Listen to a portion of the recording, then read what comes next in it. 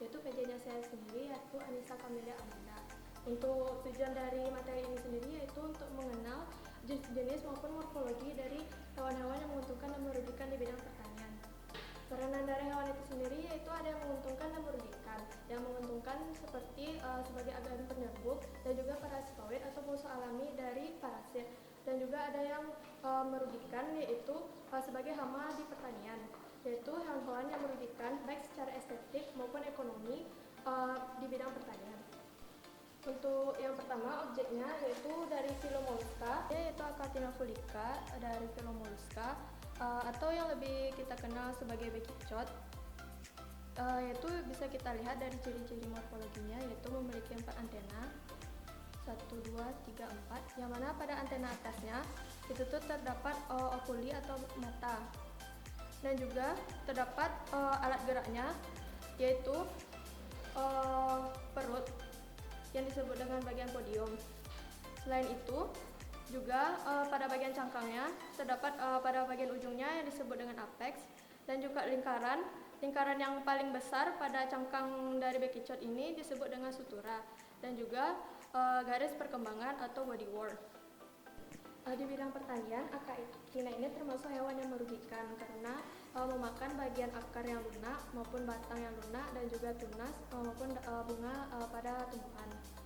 Objek selanjutnya itu dari phylum Annelida yang berasal dari kata annulus, cincin, yang berarti itu jenis cacing yang seperti cincin, yang mana bagian-bagian tubuhnya itu memiliki segmen-segmen. Salah satu jenisnya yaitu adalah Perethima atau cacing tanah. Bagian-bagian dari Perethima atau cacing tanah ini diantaranya yaitu bagian ujungnya atau bagian anterior, bagian depan, terdapat bagian mulut, terus terdapat bagian yang sedikit menonjol yaitu bagian klitelum yang merupakan tempat terdapatnya kelamin pada cacing. Sini itu bagian posterior terdapat bagian anus, dan juga terdapat segmen-segmen pada setiap bagian tubuhnya. Cacing tanahnya termasuk hewan hermaprodit, yaitu di mana dalam satu tubuh terdapat 2 jenis kelamin. Ordo dari phylum Arthropoda yang pertama yaitu phylum Ordo Lepidoptera, yaitu jenis kupu-kupuan, yang mana hewan ini termasuk dalam jenis hewan yang menguntungkan karena membantu dalam penyerbukan saat dewasa. Namun ketika fase larva, dia termasuk hewan yang merugikan karena memakan daun pada tumbuhan. Terdapat 3 bagian utama yaitu kepala, toraks, dan abdomen, dan juga terdapat 2 pasang sayap yaitu sepasang sayap depan dan sepasang sayap belakang. Dan juga terdapat pada bagian kepalanya terdapat sepasang antena, dan juga terdapat mata. Tipe mulut dari kupu-kupu ini adalah sifon atau penghisap.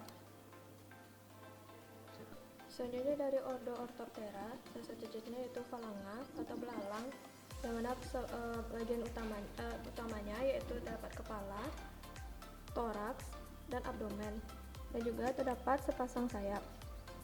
Tipe mulut dari Phalanga ini adalah tipe menggigit dan mengunyah.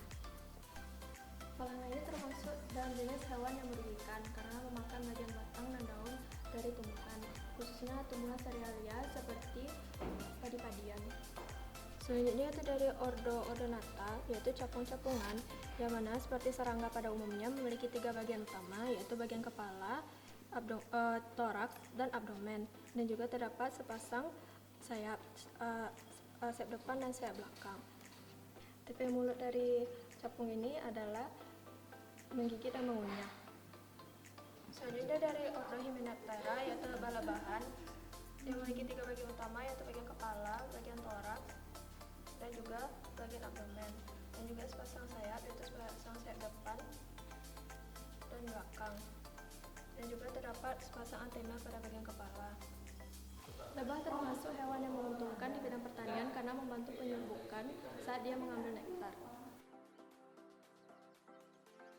Materi selanjutnya itu bagaimana cara membunuh hewan-hewan yang akan kita koleksi. Yang pertama itu kupu-kupu, yang mana untuk membunuh kupu-kupu itu sendiri kita hanya perlu menekan bagian toraks pada kupu-kupu hingga terbunyi kruk.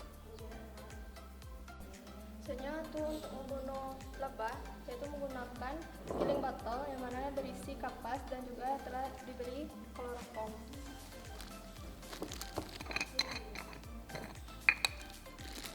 Yaitu dengan lebah yang sudah kita tangkap, kita masukkan, lalu kita biarkan hingga lebah itu mati di dalamnya.